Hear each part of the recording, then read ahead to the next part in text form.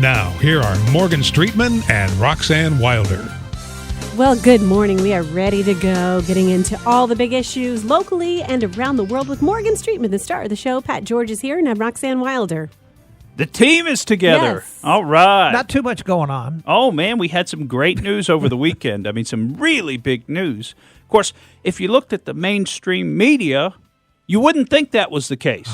I mean, it's already over. Yes. They're past it. Yeah. Here we are Monday morning, the biggest news of the weekend, and that's old news. But you know what? They're not past. Oh, The I know what they're Nationals not game. past. Mm-hmm. Well, impeachment. Well, that Impeachment. That's the news. We got to talk about impeachment. You know, we really didn't get to talk much about the CNN Project Veritas stuff the other week. And I don't know if you guys had a chance to check any of that out. I think those videos now, for the time being, those have all come out. So we've seen the full scale of what Project Veritas was able to capture. But they really captured a lot of built-in bias at CNN. And the bias comes straight from the top, straight from the guy that owns and runs CNN, and the editorial tone that he sets every day on his 9 a.m. phone call. And to me, that story was just, it's first of all, it just confirms what I think we already knew, anybody who pays attention to this stuff, that CNN is biased, right? If you watch it, you'll see that over and over and over again. So we're going to tell you something about that later this morning. But before we get into all of that, I thought we'd start out and take a quick look back at the Brexit situation, which we've talked about a number of times. And again, we really haven't had the time to do it justice with all of the other news and issues that we wanted to cover, including the Democrat debate last week, which we tried to cover in pretty good detail. And I think we got most of the important Why is this still points in. an issue? Why can't that just... I mean, would you be pulling your hair out? I mean, if you had voted for this, voted to leave the EU 3 years ago, Yes. and your country is still not out, and it's like Parliament. I mean, it's like our Congress essentially. Parliament is like working against you. They don't want to get out. You watch the debates. I mean, it's. I've spent a lot of time watching Parliament over the last couple of months myself because I think it's fascinating to watch the House of Commons in particular, where it gets very raucous, you know, and everybody's sort of trying to talk each other down and yelling at each other. And then you've got this crazy speaker, John Bercow, who, you know, is very heavy-handed with reestablishing his primacy as the Speaker of the House of Commons. You're talking about Capitol Hill? Well, it's look, this place puts Capitol Hill to shame. It's even kookier. I mean, this place puts Capitol Hill to shame. We really got to get on our game if we want to keep up with the House of Commons, because you know he's. I mean, it's kind of become a funny phrase, but he's order. He has to keep saying order, but he says order, and he just kind of keeps repeating it because they're just yelling at each other, so nobody could talk. You know, when the Prime Minister Boris Johnson gets up to talk, everybody's yelling, "Oh, be quiet, sit down, whatever." I mean, you can't really hear what they're yelling. You could just hear this cacophony of sound coming from everybody. But so they were supposed to withdraw October 31st. That's right. October 31st was the hard deadline. And, you know, they've been negotiating because they originally said that Boris Johnson didn't want to have a Brexit deal, that he wanted to do what's called a hard Brexit or a no-deal Brexit, where they just kind of are out of the customs union and there is no ongoing deal for how the relationship will work from that point. Because there's a lot of ties that have been built up over the years between Britain and the EU, obviously, because Britain's been part of the EU. So all their laws have been based on the EU, all their border checks, many, many, many things. Labor laws, everything has come down from the EU. So there's a lot to be, split apart there. There's quite a bit of connectivity between the two. So, you know, basically a couple of months ago, if you remember when what they call prorogued Parliament or sent Parliament home for like a month and a couple of weeks. And, of course, Parliament was up in arms about that, particularly Speaker Bercow was up in arms about that. And what they wound up doing was taking the government to the Supreme Court. The government is Boris Johnson and his team, the executive, the Prime Minister and his team. And they took him to the Supreme Court on a case saying you cannot prorogue Parliament in this way. It's not legal. And the High Court in Britain, the Supreme Court, actually ruled in favor of that position of the parliamentarians who did not want to be prorogued.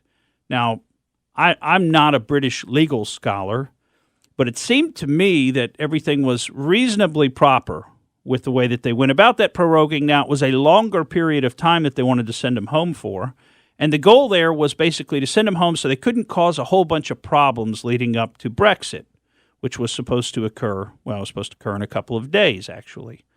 But that didn't really happen, obviously. The Supreme Court stepped in, ruled that the government had not legally prorogued Parliament, and that Parliament should come back into session. Well, then Parliament gets back in session, and they start passing different things, different bills and other things, later amendments to a deal. And the first bill they passed was the Benn Act, which was requiring Boris Johnson, the Prime Minister, to go back and ask for additional time to get through January 31st of 2020 before the Brexit deadline, because the current deadline is this Thursday. So anyway, Boris Johnson didn't want to do that, and there was all this noise. I mean, it's kind of hard to pick through as to whether he wanted to get a deal or he wanted to do a hard Brexit. Well, at the end of the day, he actually comes back with a deal.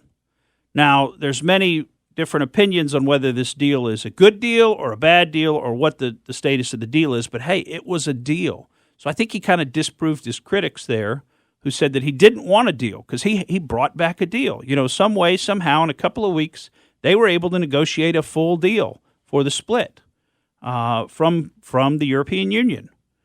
But then Parliament added on some additional amendments, the Letwin Amendment to that deal that essentially killed the ability to go forward with the deal at this time.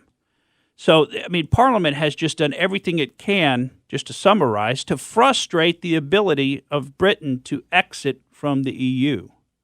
And I think it's a little bit sad because at the same time Parliament is talking about, you know, we're a democracy and we, Parliament, are in charge of this democracy. Well, wait a minute. The democracy voted. The people voted, right? They voted to get out of the EU, and Parliament's doing everything it can to frustrate that. So now the latest development, because what we didn't know would happen or not, would be whether the EU would play along, whether they would grant an extension through January 31st of 2020 for this Brexit continued negotiations, or whether they would say, no, you're out October 31st, whether we have a deal or don't have a deal. Well, now the EU's come back and they've granted the extension.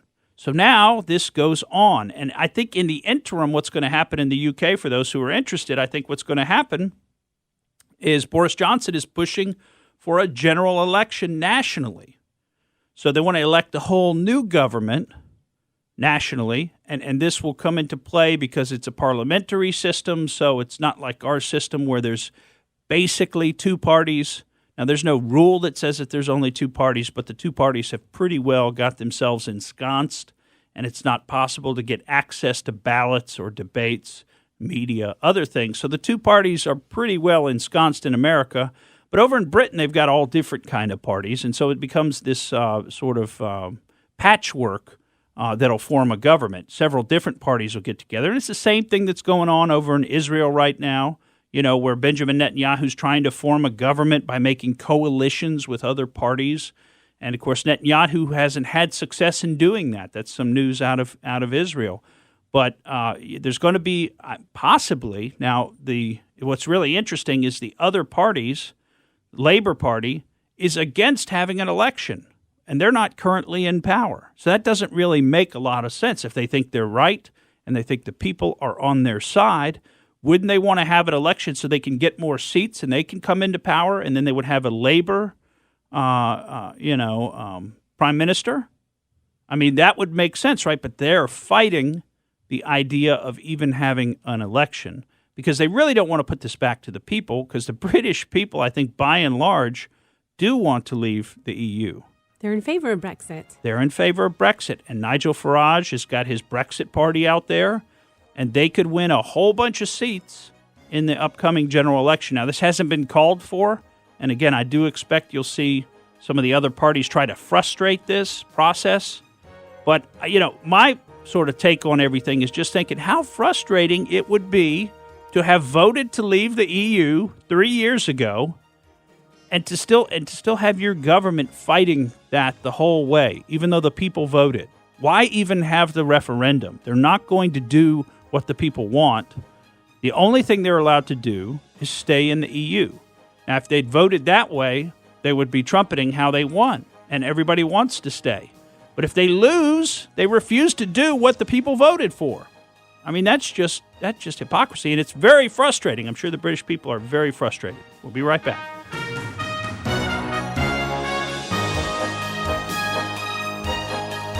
Welcome back to the Morgan Streetman Show. Roxanne Wilder with you. And Morgan Streetman, the star of the show. If you want to be part of our show, give us a call, 888-404-1010. Big news over the weekend, global news. And Morgan, I'm going to let you share the details, but I have to, let me back up a step. Does everybody remember where they were when Osama bin Laden was captured and killed? When you heard that news? No, I don't. I can't say that I do. I vaguely remember hearing the news. Do you remember? Oh, I do, because it was very unusual. It was an anomaly. It wasn't Raw, but it was one of those wrestling, what was it? One of the WWE events in Tampa, and John Cena was performing. So inside Amalie Arena, it's really hard to get notifications on your phone. Yeah, I hope the you were there service covering isn't it great. and not attending it. No, I was attending. And so he came out and ran out on stage. It was my first big wrestling event, WWE event. So he runs out at the end of the show and goes, "You guys aren't going to believe this. We caught and killed Osama bin Laden." And in my mind, I go, wow, this pageantry at this wrestling really gets crazy. They get all these kooky storylines in. I mean, just when you think the show's over, this guy comes out with a new storyline. But it was true. What did the audience do? Everyone had the same sort of confused feel, like what's going on here? And we couldn't get the information on our phones right away. But then you saw once you left the event. So there was a lot of fanfare for that. Not as much this weekend. No, I mean, the media doesn't want to cover this at all. I mean, it should be a huge story, shouldn't it? I mean, it should be all we're talking about today. Not everybody watches the news on Sunday mornings. You know what I mean? A lot of people do church and other things. Sunday's kind of sometimes an off day, a day to do yard work maybe, do things around the house. It's not necessarily a day where you're fully plugged into what's going on all day long, like most people are. Monday through Friday at work, they've got their Facebook on in the background, or they check their sites occasionally throughout the day, so they stay fairly connected during the week. But you might miss it if it just comes out on Sunday, and I'm just shocked that the media isn't, actually I take that back. I'm really not shocked. I'm not shocked because this is par for the course for the media. You wouldn't expect them to allow President Trump any kind of a victory whatsoever, and this is just par for the course. I mean, this is just what they've been doing for 3 years to the guy. How do you feel about him not telling the Speaker of the House? Oh, I think it's perfect. I think it's perfectly appropriate. And hey, you know what, Nancy? Maybe it was talked about in that meeting that you stormed out of so theatrically. You know what I mean? Now, I don't necessarily think it was, but when you can't even sit in a meeting like an adult and have a little bit of respect for the office of the president, we get it. We totally get that you don't respect Donald Trump. I mean, that couldn't be more apparent. But you should respect the office of the president, and to stand up in a meeting involving the president, some members of the cabinet, a lot of military leaders, and to wag your finger at the president and storm out of a meeting, that's just childish behavior from a woman who should know better. I mean, to me, I'm just, again, I'm offended by that type of behavior, at the inability to control yourself. And now she's up in arms and she's upset that she wasn't told. Well, I don't think she should have been told. I mean, the way that she's behaved, the way that Adam Schiff has behaved, the way that Chuck Schumer has behaved, I mean, there's no need for them to know this in advance. I think generally the less people who know in advance, the better. I mean, you don't want this information getting out through a back channel. You certainly don't want Baghdadi and his guys getting any kind of a heads up.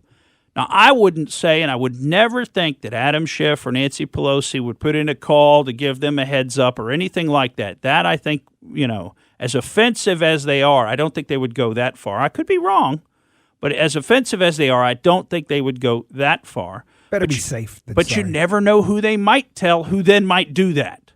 Because we have, if you remember back to the Blind Sheikh? You remember him up in New York? Abdel Rahman, I think. The full name's kind of slipping my mind at this point. It's been too long since I've thought about him, and that's a good thing. I mean, you don't want to think about these people. But, his lawyer at the time was essentially acting as a courier for him and sharing information back with his associates back in the home countries about what, the information that he wanted to get to them. So, these people that are involved are not all, in the right frame of mind. Some of them, and I don't know that it's not really the Stockholm syndrome, but they really start to identify with the bad guys.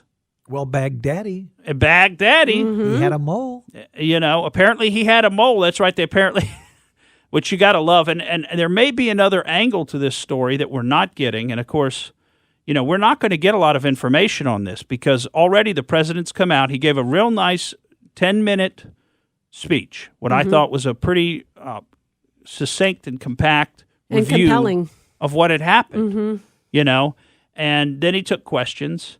And I heard some of the commentators saying how he talked for a long time about it. I thought he was very succinct.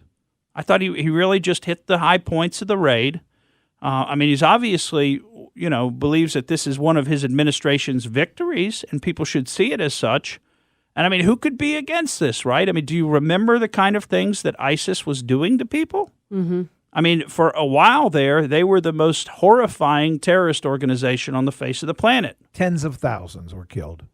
Maybe more, because the great uncounted masses that were killed, the Christians in Syria and Iraq, and you look at the numbers of Christians in those countries, and you just kind of compare the numbers, and you go back 10 years and you go back 20 years, and you look at it, where did those people go? You're talking about hundreds of thousands of people who now apparently don't exist. Now, have they converted? I don't know. What's happened to them? My suspicion and what we all have, heard is that the ISIS fighters were slaughtering them, literally going door to door. If you had a village that was Christian, just kill everybody in the village. They're infidels. And of course, none of that was tracked. Nobody knows how many tens of thousands or hundreds of thousands of Christians were killed in Iraq and northern Syria. All we know is those populations simply don't exist anymore. But what we did see at the time were some of these beheadings, where they put the people in the orange jumpsuits and they march them out. And, I don't know that I ever saw one of those videos. You did, didn't you, Pat? You watched I did. one or two of them. Oh, yes. You said it was pretty horrifying. It's worse than a movie. Yeah. You won't even see that in a movie. It's just terrible. But they did find a lot of documents. They found documents, and they also employed a robot on standby if they needed a robot in the tunnel. In case he detonated, in case Baghdadi detonated, then they would have that robot standing by to go in. Interesting. So we're seeing the incorporation of robotics, and soon I think we'll start to see artificial intelligence in the battlefield sphere. Oh, that's happening soon. And, it's interesting because as they described it, they came into this compound, and I don't know. I personally don't think that the Green Berets and the Delta Force get enough credit. The SEALs kind of get all the credit. I love the SEALs. I love all the military groups. I think they're great. But the Green Berets and the Delta Force, the Green Berets are really impressive, and they hardly ever get mentioned. Delta Force is, even a step beyond the Green Berets in terms of training and requirements. And, of course, they were secret for a long time, but they've been known about for, over 30 years now. So, but they are the ones that handled this particular raid, which I just thought was kind of cool. So it wasn't the SEALs like bin Laden. Now this is the Army that came in and did this. So, and I also understand the Rangers were involved in the raid as well, another elite Army unit. So they came in, though, and instead of going through the doors of the compound, they basically blew off the walls because they knew the doors were booby-trapped, apparently. Now, I don't know how. I mean, how do you booby-trap a door? I mean, how do you get in and out of your compound? I guess there must have been a secret door or something, but... Thank you to the mole. Yeah. They probably told him that. Probably told him that. I like how Trump says when he's describing this, he says, yes, they blew a hole in the wall. This is just a beautiful hole in this tunnel. Did you hear that? He loves the word beautiful. He does love the word beautiful. A beautiful dog was injured. He's got some, he's got some, verbal crutches that he relies on from time to time as he's composing his speech as he talks. But anyway, they apparently they got pretty much everybody in the compound to surrender. Anybody who didn't immediately surrender, they shot. But they were able to save all of the children except for Baghdadi's 3 children, who he took with him down into the tunnel. Now, if you remember this, we've killed Baghdadi a few times. I mean, this has been announced a few times that we have killed him or he was killed in an airstrike or something like that. But he wasn't. And obviously he wasn't if we killed him this weekend. So, the Russians are kind of out saying, well, maybe you did and maybe you didn't. I tend to think that this was real. I tend to think that they somehow got confirmation that they killed him because the story could have been, if they were just making up a story, I don't know that they would have made up the story in the way that they told it. We got some more on this. Stick around. Welcome back to the Morgan Streetman Show. Now, if you're listening to the show and you heard us talking about Baghdadi and how he was essentially captured and killed over the weekend, and you're saying, okay, I need to Google that and look up a little bit of that online. If you go to look at Wikipedia, don't be confused. Lots of Baghdadis there. So, you'll find more than one Baghdadi, yes, huh? There are a lot of them. I'm trying to narrow it down, but... Well, Pat, did you look up the name al-Baghdadi? It means from Baghdad, doesn't it? Yes, and I couldn't even begin to pronounce his other names. His other name before Baghdadi. Yeah, because he had some others when he was. Yes, so I'm trying. I mean, we had him in a prison camp back in 2009. Right. Yeah, and then we released him. Apparently, bad move. Which scares me about all those that were released recently or got out. Yeah, and that's what you worry about is somebody else is going to take the reins. Right. Naturally. Right. Well, what we don't know, I mean, the ISIS reigns. There's some stuff dribbling out about how we may have gotten the information about where he was. I'm not convinced that information is accurate. I just don't know. It could be a little bit of cover. I do think that it's interesting to note the timing, right? Because we just had the pullout. And I remember when we pulled out of Syria, it was like 50 special operations troops that pulled out who were supporting the Kurds. And to let Turkey come in and apparently, maybe obliterate the Kurds. I mean, we don't really know what's going on there right now. Seems like the situation has calmed down. And if you remember, President Trump sent that letter to President Erdogan where he said, don't be a fool, don't be a tough guy, and then there was some back and forth in the media. Of course, we don't know the truth of any of this. We don't know if Erdogan really threw that letter in the trash can, as the media told us.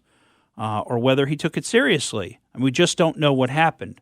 But I do think it's interesting that we move our troops out, we let Turkey come in, and then magically we find al-Baghdadi a couple of weeks later. And it could be, and if you start digging into the web on this, you'll find some of the information that I'm thinking of. It could be that Turkey was actually working a lot more closely with ISIS than we realize. To coordinate, to hide them, to use them, because remember, Turkey wants to destabilize northern Syria so that they could invade. They also are opposed to the Assad government, which is being propped up essentially by the Russians now. But Turkey wants to be in charge of the whole of Islam. They want to be the renewed Ottoman Empire, the Ottoman Turks, and in charge of all of Islam.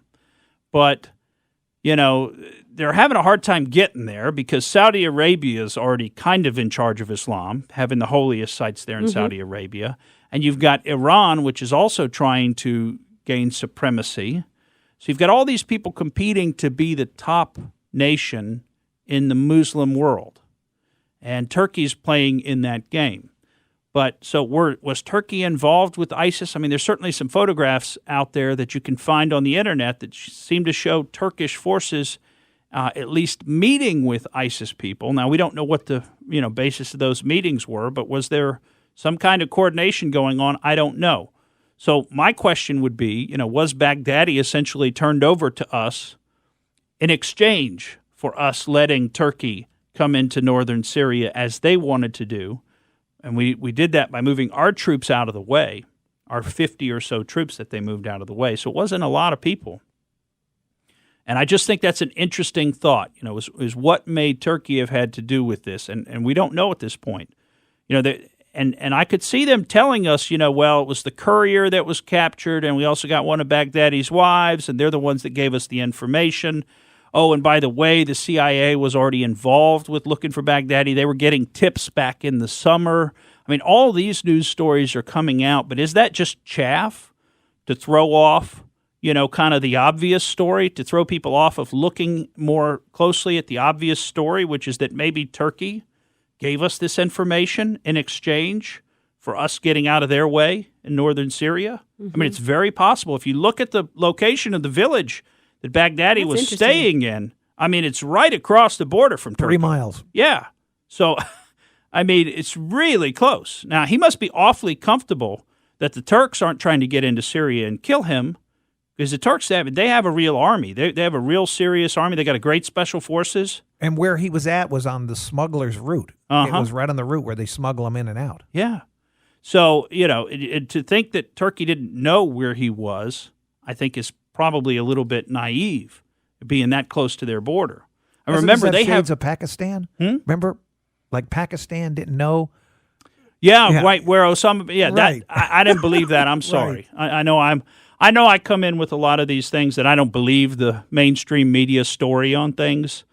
But look, I'm not stupid, okay? And they think all of everybody out there is stupid. That's what they think. You guys and me and Roxanne, you and Pat, they think we're all stupid, and they could just pull the wool over our eyes and tell us whatever they want to tell us, and we'll just lap it up, And I tend to look at things with a little bit more jaundiced eye. And so I never bought that the Pakistanis didn't know exactly where bin Laden was. I mean, wasn't he right next to one of their military academies? Yeah, exactly. Yeah, so, come on. Sell me something that I might want to actually buy. Question for us, just a hypothetical question. Now, what happens to all of Baghdadi's kids? Well, we know 3 of them it looks like, blown into oblivion. But then there were 11 that were taken somewhere else. But I don't know if those were his kids or not. That wasn't made clear. Okay. Right. That wasn't made clear in the news stories, because I kind of tried to look at that.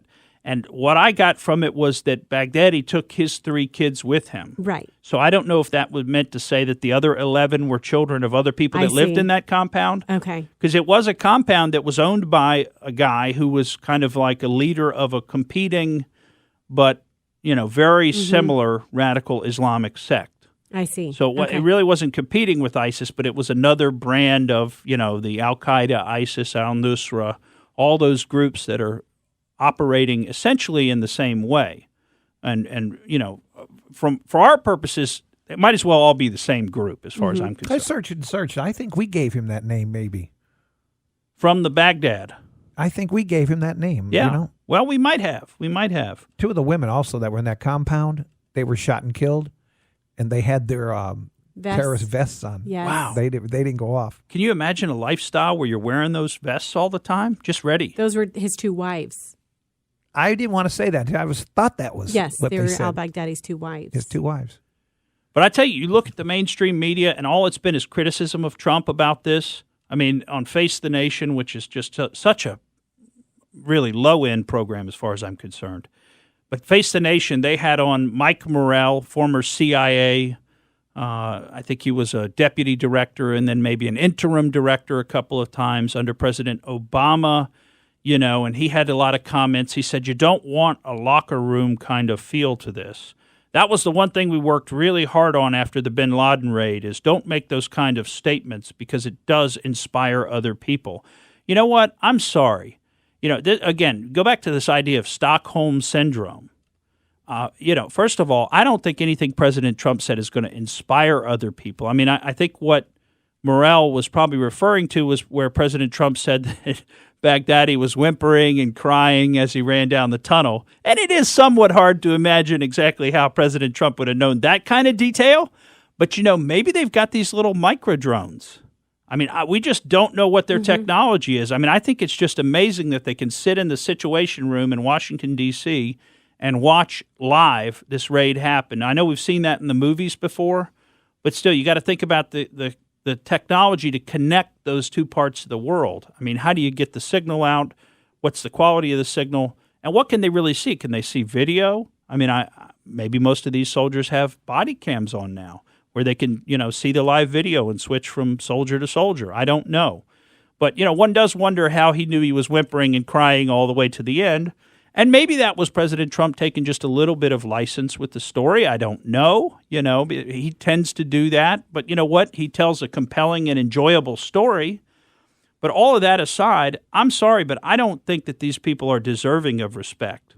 So I'm not one to want to disrespect, dead bodies and things like that, or disrespect people's names. But this guy in particular, what respect did he ever give to anybody else? What respect did he ever give to those people that he killed, that he lit on fire, that he, behead, that he had people behead? Those people didn't put it out there. Oh God, and put the videos out there, the videos of their deaths. I mean, he gave no respect. He and his group gave no respect to other people. And I think if you don't give respect, then you don't get respect. You don't deserve it. And I'm sorry, but the first thing I'm thinking is not, oh gosh, President Trump shouldn't have said that. He stepped over a line. Give me a break. This is a big moment. How about you just be happy that we got this bad guy, that, we probably seriously have destabilized the organization. I know they've appointed a new leader, but a lot of times these things are a cult of personality. Mm-hmm. And in this case in particular, he was a very compelling personality, apparently, to the kind of people who were interested in the message that he was giving. He was they call him a preacher. He was a public speaker, an orator, a very compelling guy. We're talking about Baghdadi? Yes. Baghdadi, yeah. At times they said he was like inaudible. You couldn't even understand in his beginning years. So he must have advanced. But I'll tell you who's really happy about this, the Foley family. Yeah, right. Mm-hmm. And didn't, I think the mother said, she thanked the decisiveness of President Trump. Exactly. And of course, as we've heard this in the media, all these decisions look very obvious in hindsight.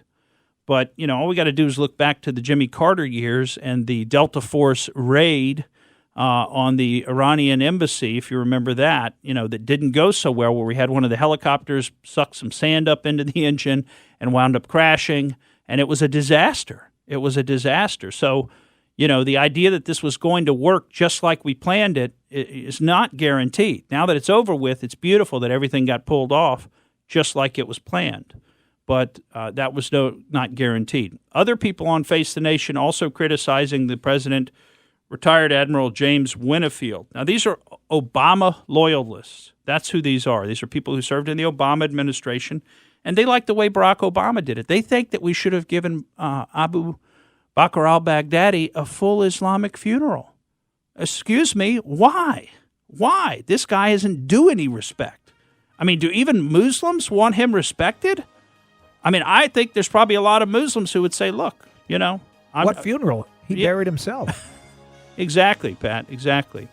Well, gosh, we had a whole bunch of stories that we really didn't get to. Maybe we'll sneak one or two of them into the Out There. We do have an interesting Out There, and this one, I really had to go deep on this Out There, you guys. I mean, because we've been through some creatures.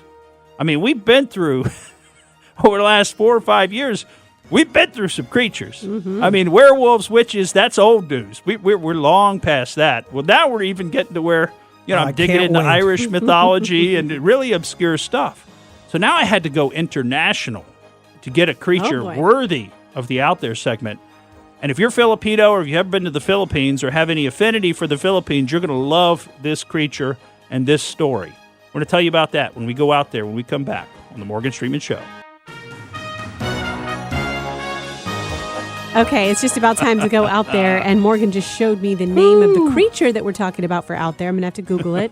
Oh, weird. I can't even pronounce it, and I cannot even describe what I'm looking at. This whole show is filled with monsters. It is. And before we go there, though, let's just update you on a couple of quick things. One, last week there were some filings in the General Flynn case. By his new attorney, fairly new attorney, Sidney Powell. Great attorney, by the way. If you haven't read her book, License to Lie, I highly recommend you go out there and get it. It's all about how Justice Department attorneys can set people up, basically. Now, they don't do it all the time, I'm sure, but it goes back to the Enron and Arthur Anderson scandals.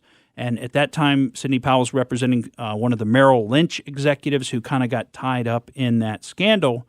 And the people who were prosecuting the Enron and Arthur Anderson people were Andrew Weissman, who, if you remember, essentially ran Bob Mueller's team to go after the president for obstruction.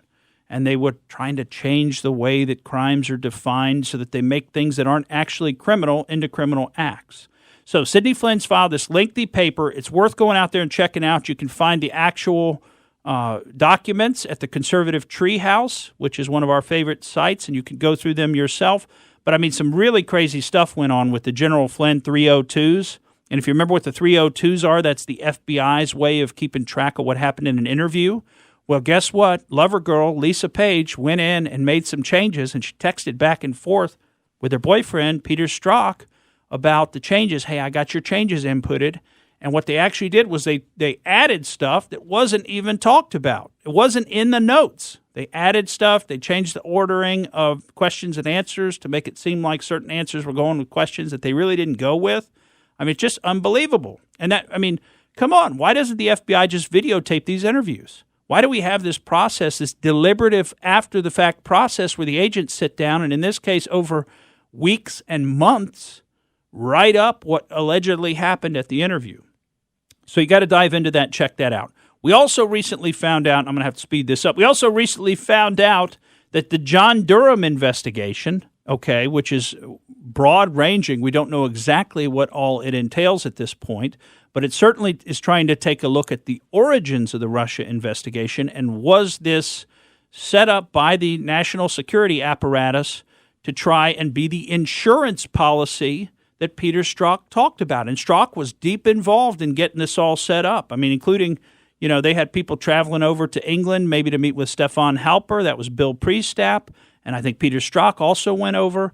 So there was just a lot of stuff going on. And we've learned that that investigation is now a criminal investigation, which is a big deal. That means they actually think somebody may have committed a crime here. And, of course, we had James Clapper on I think he was on CNN with Anderson Cooper, if I'm remembering right, recently. And, boy, when he had just learned that he was being criminally investigated, you ought to hear him just kind of hemming and hawing around. Well, I don't know what anybody ever would have done that would be considered criminal. I don't know how they could be looking at us for that. So that's one to keep your eye on, because that may be coming down soon. I have the most hope that I've had in quite a while now that something's actually going to happen about these people who cooked up this Russia collusion narrative that they pushed on us for almost 3 full years. They've pushed the narrative. Now they switched it to Ukrainian collusion, but the Russian collusion wasn't there. There was no there. Last story, and then we got to move on to our out there, and I really got to speed this up, is good old Representative Katie Hill from California. If you haven't looked into her, you got to, I mean, she almost deserves an out there segment. What a crazy she deserves Congresswoman. Notice from Oxford Dictionary, because I learned a new word when I learned about her. Thruple, right. Thruple, yeah. Yeah, so it's a couple, but with 3 people, because she was having, you know, relationship with one of her young staffers and one of her campaign people also, who apparently was the boyfriend of the staffer. So you got to look into that. I mean, it's just crazy.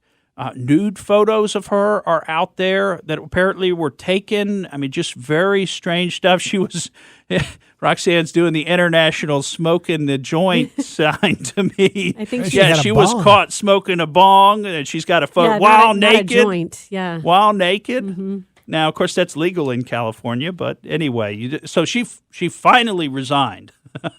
You didn't see the video on the plane, did you? No, I didn't see the videos, and I bet you money some of the photos that are out there are a lot more intimate and maybe disturbing than what we've already seen.